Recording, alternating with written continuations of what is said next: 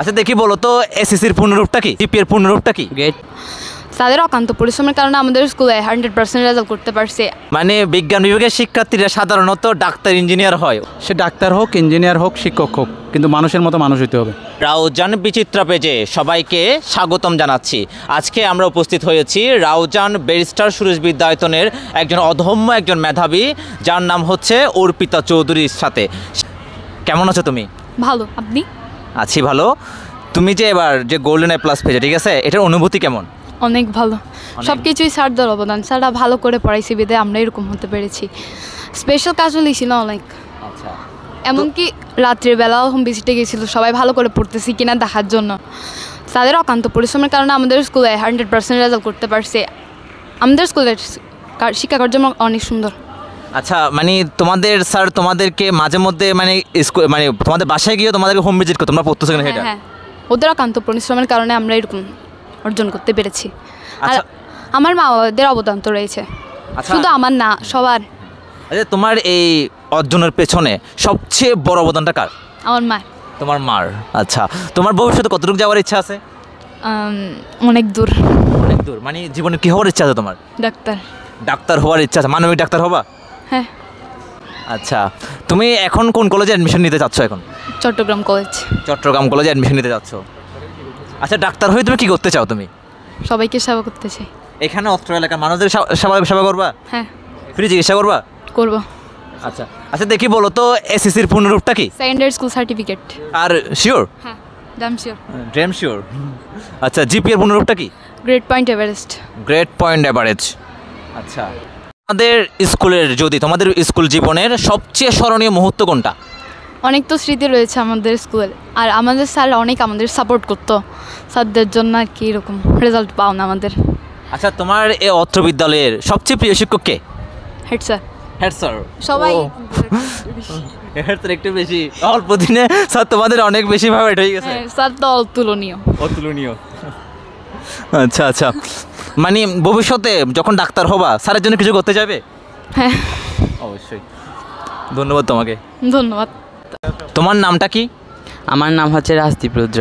রাজদীপ রুদ্র, তুমি এবার সম্প্রতি যে এসএসসি পরীক্ষা হয়েছে, এখানে তোমার কীরকম পয়েন্ট পেয়েছো? আমি জিপিএ 5 পেয়েছি। জিপিএ 5 পেয়েছি। আচ্ছা, জিপিএর পূর্ণরূপটা কি? Great point Everest. আচ্ছা, তোমার নামটা কি? মোহাম্মদ মুমিন হোসেন। মোহাম্মদ মুনিম হোসেন। মুমিন হোসেন। মুবিন হোসেন। জি। আচ্ছা, তুমি 2024 এসএসসি পরীক্ষায় তুমি তোমার গ্রেড পয়েন্ট কত ছিল? জিপিএ 5।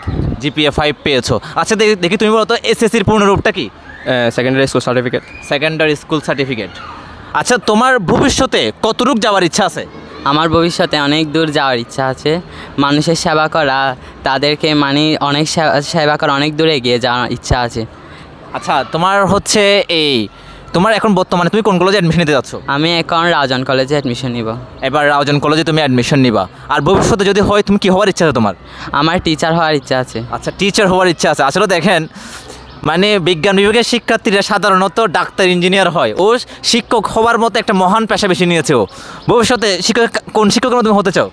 আমি শিক্ষকতা মানে জীবনে প্রবেশ করে সবাইকে শেখাতে চাই, মানে কিছু আদর্শ, কিছু শিক্ষা তাদেরকে দিতে চাই, এটাই। আর মানুষকে তাদের জ্ঞানটুকু প্রদান করে তাদেরকে মানে আরও উন্নতির দিকে এগিয়ে নিতে চাই। আচ্ছা, কোন মানুষটাকে দেখে তোমার মানে শিক্ষক হওয়ার মানে আগ্রহ প্রকাশ করে, যে আগ্রহ প্রকাশ করছো তুমি? আমার স্যারকে দেখে, আমার হেড স্যারকে দেখে। তোমার হেড স্যারকে দেখে, তোমার সম্মানিত প্রধান শিক্ষককে দেখে তুমি মানে শিক্ষক হওয়ার মতো একজন মহান পেশায় বেছে নিচ্ছ আর কি? হ্যাঁ, কারণ উনি আমাদের জন্য অনেক পরিশ্রম করেছেন। আমাদের কিছু ভালো লাগতো না, মানে উনি কেন রাত্রেবেলা আসতো, কিন্তু আমরা সময় বুঝতে পারছি যে উনি কেন রাত্রেবেলা আমাদেরকে যে দেখতে গেল, আর কেন যে আমরা মানে এত ভালো রেজাল্ট করার পেছনে তার অবদান অনেক বেশি। কারণ তিনি যদি না থাকতো তাহলে হয়তো আমরা এই রেজাল্ট করতে পারতাম না। আর আমাদের শিক্ষকরা তারাও আমাদের জন্য অনেক কষ্ট করেছে, আর আমার মা বাবাও আমার জন্য অনেক কষ্ট করেছে। তারা তারা আমাকে ইচ্ছা জাগিয়ে যেত, মানে তুমি শুধু পড়ো, তুমি অবশ্যই জিপিএ পাবে। আমি শুধু সেই আত্মবিশ্বাসটুকু রেখে শুধু আমি পড়ে গেছি, আর আমি এই জিপিএ 5 পেয়েছি। তোমার এই জিপিএ 5 পাওয়ার পেছনে সবচেয়ে কার অবদানটা সবচেয়ে বেশি? সবচেয়ে বলতে পারে মানে আমার মা বাবার দুজনেই অবদান অনেক বেশি ছিল। আচ্ছা, তোমার মা তো অত্র বিদ্যালয়ের যদি বলা হয় মানে সবচেয়ে সেরা শিক্ষককে, মানে কে তোমার সবচেয়ে প্রিয় শিক্ষক? আমাদের বিষয় হেড স্যার। আচ্ছা আচ্ছা, তো তোমাদের প্রধান শিক্ষক বলো, তোমাদের শিক্ষক বলো, তোমাদের কীরকম পাঠদান করতো সবসময়? হ্যাঁ, অনেক ভালো ইয়া করতো পাঠান তোমার করতো। ভবিষ্যতে কতটুকু যাওয়ার ইচ্ছা আছে? অসীম অসীম যাওয়ার ইচ্ছা আছে। আচ্ছা, মানে কি হওয়ার ইচ্ছা আছে বর্তমানে? ইঞ্জিনিয়ার। ইঞ্জিনিয়ার হওয়ার ইচ্ছা আছে। তার মানে একজন ডাক্তার পেলাম, একজন ইঞ্জিনিয়ার, একজন শিক্ষক পাইলাম আমরা।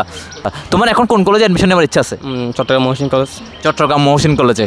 আচ্ছা ঠিক আছে, তোমার আশা পূরণ হোক। আলহামদুলিল্লাহ।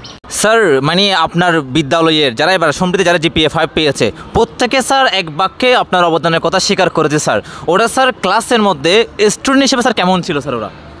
ধন্যবাদ। আসলে শিক্ষার্থী যদি ভালো না হয় তাহলে তো আসলে A+ পাওয়াটা কঠিন একটা কাজ।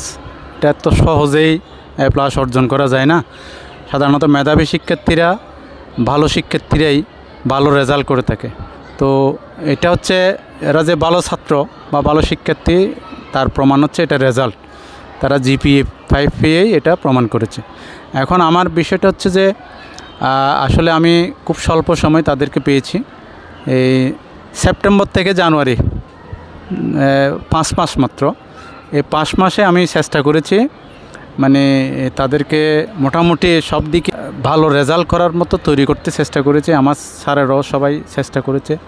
আমি স্যারদেরও ভালো রেজাল্টের জন্য মানে মোটামুটি একটা চাপে রাখতাম যে ক্লাস ঠিকমতো তাদের দায়িত্বশীলভাবে যাতে পালন করে, সেই দিকটা আমি দেখতাম সবসময়।